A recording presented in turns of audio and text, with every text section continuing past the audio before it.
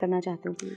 आपको यदि धन कमाना है, बहुत सारा धन अपनी तरफ आकर्षित करना है, तो आपको थोड़ी सी खसखस लेनी है और उसके ऊपर गाय का कच्चा दूध डाल देना है और सुबह उठकर उसके अंदर थोड़ा सा गंगा जल, थोड़ा सा गुलाब जल और थोड़ा सा इत्र, ये 5 चीज़ें मिक्स करने के बाद यदि आप अगले दिन उठ के लगातार 21 दिन शिवलिंग का अभिषेक कर देते हैं तो पैसा आपके पास एक तरफ से नहीं, चारों तरफ से बसने लग जाता है। अरे वाह! तो ये लगातार आपको 21 दिन करना है। ओके सर, एक और चीज़ के लिए मैं रेमेडी लेना चाहूँगी कि नेगेटिविटी बहुत आजकल फील होने लगी है। कई बार हमें ऐसा महसूस होता है कि नज़र लग गई है किसी की, किसी ने कुछ बद्दुआ दे दी है, तो उसके लिए भी कोई रेमेडी है क्या? देखिए, नज़र लगती है, इसमें कोई डाउट नहीं है कि मोस्टली ये माने कि नज़र लगने का सबसे बड़ा कारण है चंद्रमा। जब भी किसी की कुंडली में चंद्रमा वीक हो जाता है तो नज़र ज़्यादा लगती है। तो आपको क्या करना है, एक ना गाय का गोबर का कंडा मिलता है मार्केट से, नहीं भी मिले तो सिंपल आप मार्केट से लोबान, अश्वगंधा, कपूर, लौंग और इलायची को एक बर्तन में रखिए और इनको जलाकर रात को 8 बजे के बाद पूरे घर में धूनी दीजिए और धूनी देने के बाद इन सब चीज़ों को घर के बाहर रख दीजिए। यदि आप ऐसा लगातार 21 दिन कर लेते हैं तो आपके घर की सारी नेगेटिविटी खत्म हो जाएगी। अरे वाह! ग्रेट। 100%।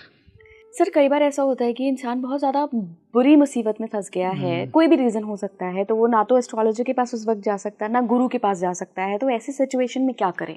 तो आपको क्या करना है कि 4 लड्डू लेने हैं मोतीचूर के, जिसका रंग ऑरेंज हो या लाल कलर हो।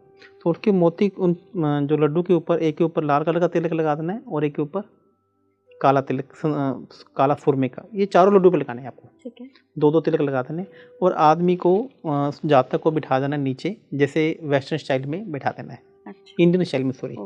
और उसके ऊपर से चारों लड्डुओं को उल्टा एंटी क्लॉक में वारना है और उसके बाद उसको, जातक को भी खड़ा करना है और जो वार रहा है वो भी साथ में जा सकता है। आपको 4 चौराहों में एक एक लड्डू रख के आ जाना है और जिस रास्ते से जाए उस रास्ते से आपको वापस नहीं आना है। और जब भी आप घर पर वापस आएँ तो आपको हाथ मुंह धोकर ही आपको घर के अंदर एंटर करना है। यदि आप कहीं ऐसी जगह में रह रहे हैं कि आप 4 चौराहों में ये काम नहीं कर सकते तो आप किसी मंदिर में रख कर आ जाइए या शनिवार को या मंगलवार को पीपल के पेड़ पर भी आप रख कर आ सकते हैं। यदि आप ऐसा कर लेते हैं, आप कितने ही बड़ी से बड़ी समस्या में क्यों ना हो, तुरंत आपको कोई ना कोई रास्ता मिलेगा या तुरंत कोई ना कोई आपको आपकी मदद करने वाला आपके पास में आकर खड़ा हो जाएगा। अरे वाह! अच्छा सर, कई लोगों का ये भी सवाल होता है कि इंटरव्यू के लिए जाना है, तैयारी तो पूरी है बट एक वो कॉन्फिडेंस नहीं आ पा रहा है कि मतलब क्या जवाब दूँ, कहीं ऐसा ना हो जो मैं तैयारी करके जा रहा हूँ या जा रही हूँ तो वो सामने वाला वैसा सवाल ही ना पूछे। इसमें कुछ रेमेडी हेल्प कर सकती है? इसमें मैं आपको एक बहुत अच्छा एक तिलक बनाने की बताता हूँ कि हम एक ऐसा तिलक यदि माथे पे लगाने के चले जाएँ तो सामने वाला जैसे ही आपको देखेगा तो वह आपके प्रति 50% उसका जो बल है वो आपके पास में चला जाएगा। एक मार्केट में खस का इत्र मिलता है। खस आपने सुना होगा। जी जी, खस, हाँ, खस को तो उसमें गुलाब जल मिला लीजिए और थोड़ा सा उसमें केसर मिला लीजिए। केसर को बिल्कुल हल्का कर लीजिए। तो आप तीनों चीज़ों को, क्योंकि जो खस है ये शुक्र ग्रह से देखी जाती है और जो गुलाब जल है ये मंगल ग्रह से देखा जाता है। शुक्र और मंगल जब भी आपस में बन जाता है तो यह तांत्रिक क्रियाओं में प्रयोग आने वाला शुक्र और मंगल ग्रह बन जाता है और ऊपर से ईश्वर का आशीर्वाद यानी कि गुरु ग्रह को आप का आशीर्वाद एक्टिवेट कर लीजिए।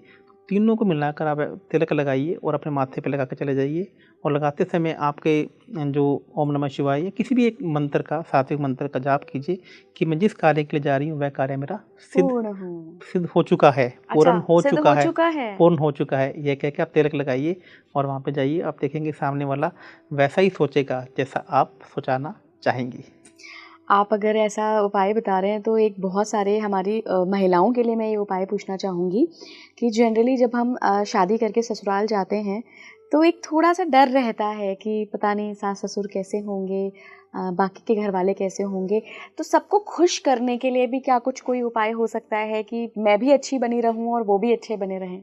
देखिए, इसके लिए भगवान शिव का सबसे बढ़िया एक उन्होंने एक उपाय बताया था कि आपको सोमवार के सोमवार एक खीर बनानी है और उसके अंदर तुलसी के पत्ते डालिए और जब भी आप खीर बना रहे हैं तुलसी के पत्ते डालते समय आपको इस तरीके की प्रार्थना करनी है कि जो भी खीर को खाए उन आपस में सभी का सामंजस्य बना रहे।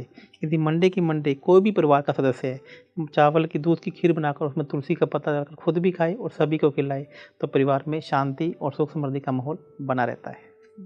शानदार।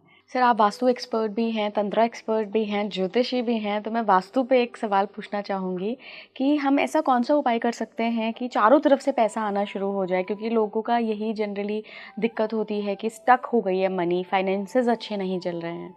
देखिए, यदि आप घर में वास्तु की बात करें तो वास्तु एक बहुत बड़ा सब्जेक्ट है, लेकिन मैं फिर भी आपको ऐसा कुछ बता देता हूँ कि जिससे आपको चारों दिशाओं में पैसा आना शुरू हो जाएगा। आपको नॉर्थ ईस्ट में एक पानी का झरना लगाना है, साउथ ईस्ट में आपको एक श्री यंत्र रख देना है और रात को 8 बजे के बाद वहाँ पे देसी घी का दीपक जलाना है मिट्टी के पात्र में। और इसी प्रकार से साउथ वेस्ट में आपको एक माउंटेन की पिक्चर लगा देनी है जिसमें ना ग्रीनरी होना चाहिए ना पानी होना चाहिए। और नॉर्थ वेस्ट में आपको एक ग्लोब रख देना है और आपको सफ़ेद घोड़ों की पिक्चर लगा देनी है। यदि आप ऐसा कर लेते हैं तो आपकी चारों विदिशाएँ एक्टिवेट हो जाएंगी और चारों तरफ से आपका पैसा आना शुरू हो जाएगा। बिल्कुल, बिल्कुल। थैंक यू सो मच गुरुजी जुड़ने के लिए। मतलब आपने सर बहुत सारे सरल भाषा में बहुत